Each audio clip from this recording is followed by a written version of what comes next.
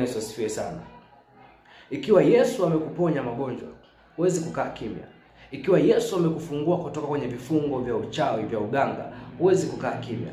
Ikiwa Yesu amekupigania, amekutetea, huwezi kukaa kimya. Ikiwa Yesu amekubariki, amekuinua, huwezi kukaa kimya. Ikiwa Yesu amekutendea matendo makubwa na ajabu kwenye maisha yako, hauwezi kukaa kimya.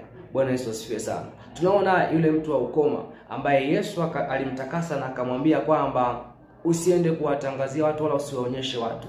Lakini yule mtu kwa kushindwa kujizuia alienda kutangaza kwa watu juu ya uponyaji ambao ameupokea kutoka kwa Yesu Kristo. Alienda kuambia watu habari za Yesu Kristo. Unaona? Lakini alikuwa amezuiliwa. Tunaona pia hata kwa mwanamke ambaye ni Msamaria alipokutana na Yesu kwenye kisima. Yule mwanamke alikutana na Yesu mara moja. Lakini ile tu ilitosha kumfanya yule mwanamke kwenda kumshuhudia Yesu kwenye mji wao, na watu wa mji wake wakaenda kumlaki Yesu na kwenda kumsikiliza Yesu na wakamkaribisha kwao awafundishe. Bwana Yesu asifiwe sana.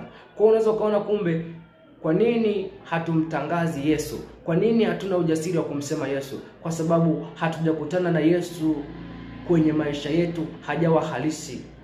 Kama tumemuona Yesu kwenye maisha yetu, akitupigania, akitutetea, akituvusha, akitupandisha, akituinua, akituheshimisha, hatuwezi tukakaa kimya.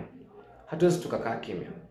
Hatuwezi tukakaa kimya kwa sababu Yesu sio wa kumficha uvunguni. Yesu ni wa kumtangaza. Kama waganga tu wa kienyeji wanaweka mabango, safisha nyota, sijui mchumba kurudisha mke aliyokimbia, sijui biashara, waganga wanaweka matangazo. Kwa nini huyu Yesu ambaye anatupatia uzima wa milele sisi tusimtangaze kama tumekutana naye kweli? Hata yule mwanamke ambaye alikuwa anatokwa na damu kwa miaka 12, baada ya kugusa pindo la Yesu akapokea uponyaji. Alikuwa anajificha kutokana na hali ambayo alikuwa nayo, alikuwa anajitenga kwa sababu alikuwa anaonekana yeye ni najisi, hafai kuchangamana kwenye jamii. Lakini baada ya kugusa pindo la Yesu, hata akawa na ujasiri wa kujitokeza. Kwa sababu gani? Kwa sababu akijiona amepona. Lakini angekuwa hajapona, damu ingekuwa haijakauka, asingekuwa na ujasiri wa kujitokeza. Angekuwa na hofu bado, kwa sababu anajua kabisa kwamba damu bado ipo, kwa hiyo siwezi hapa kutoboa. Hawa watu, umati huu unaweza ukaniadhibu. Lakini akawa na ujasiri wa kutoka na kusema ni mimi na nimepona. Yesu akamwambia imani yako imekupona. You see? Ni kwa sababu gani? Kwa sababu tayari ameshaona. Yaani kwa hiyo ukutana na Yesu akakuvusha kwenye eneo lote lile, unakuwa na ujasiri kwa sababu umemuona Yesu ni halisi.